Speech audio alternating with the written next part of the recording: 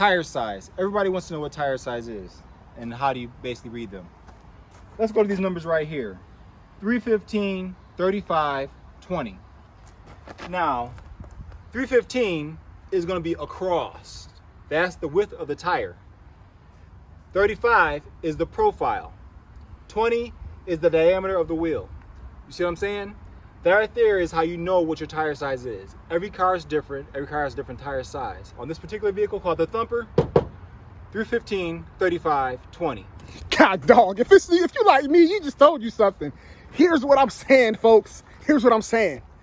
So many people for so many years. You remember when 20s first came out, right around like a 99, 2000, cats start putting 20s on everything, and now it's 22s, and now I guess it's as much you can afford.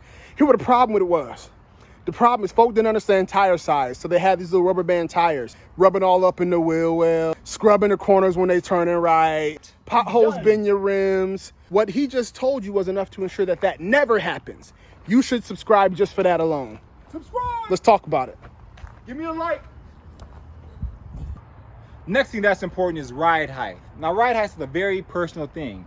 You have to understand whether or not this is good for you. If you're going to put your car on the highway every day, is your ride height going to be so irritating that you can't handle it? Are you driving through Detroit City? Do you have a lot of potholes where you live at? Are the highways trash? You let me know how important your comfort is to you. Okay, this particular Cadillac right here. Our ride height is relatively stock. The reason why it looks like it does is because the wheels have a very large diameter. Width. But it's a stock ride height. This particular Saab right here is not. This Saab sits down on the wheels. And that right there is a whole different look. It's not necessarily a $100 modification. It depends on the vehicle. Every vehicle is different. And that's particularly why this Cadillac isn't lowered. Not because I don't like lower cars, because it's not cheap. He just said a whole lot of good right there, and I'm going to expound on that, my good brother. Explain this to me like I'm a 2-year-old, okay? Because there's an element to this thing I just cannot get through my thick head. So here's what it is. Ride height is important because the distance between the top of the wheel, bottom of the wheel well, and the top of the tire gives you a refined and finished look. Here's the challenge though. When you do that, if you don't do it properly, you might compromise the but the overall feel and comfort of the ride. So what he just told you was if you live in an urban city with some trash streets, know what you're getting into before you do so. You live on a country road and you can't handle the dips and the dives, make sure you have a car that has a lifted suspension or a very soft suspension. Airbag works great for that. However, none of these customizations, none of these modifications are cheap. Sometimes when it comes to ride height, you can cut the springs. And maybe one day, once upon a time, if we get enough people telling us that's what they want to see, we'll get into a video with how that's done. However, whatever you do, whether you get a drop kit, whether you cut springs, you want to make sure you keep in mind about that too. In addition, when it comes to ride height, it's not always, sometimes it's the smallest increments make the biggest difference. I've had it seen where a 2-inch ride height makes a dramatic thing and looks like it's on the floor.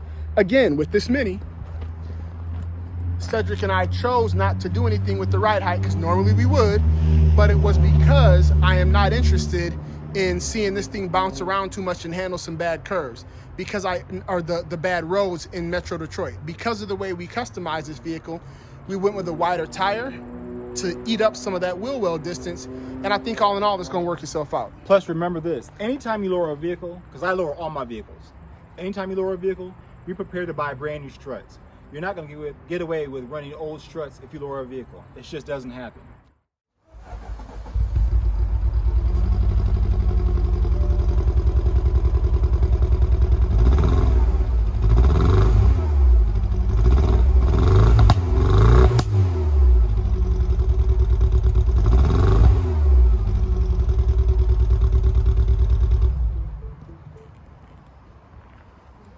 That right there was a demonstration of exhaust note. The fact is that cars are not just about driving fast or going in a straight line. It's all about theater, how it makes you feel. What's that visceral experience you're gonna get from driving a vehicle? One of those things that affects the most is gonna be exhaust note. Now, of course, right now Tesla has the fastest car right now in the 0 to 60, fastest car right now in the quarter mile probably, that's stock. You can't beat it. However, you're not gonna experience the same thrill you would feel in driving this car right here, taking some twisty turns because it's so light, feeling that car wiggle back and forth as it goes down the road, plus the exhaust note. It's very important. It also adds character, and every car is different. That car here is not gonna sound like this. This car here ain't never gonna sound like that. And this car don't sound like nothing. So now, we talking about exhaust notes. We talking about customizations. And what I honestly believe, among the lines of vehicles that I think need to be talked about when we talk about customizations is this guy right here.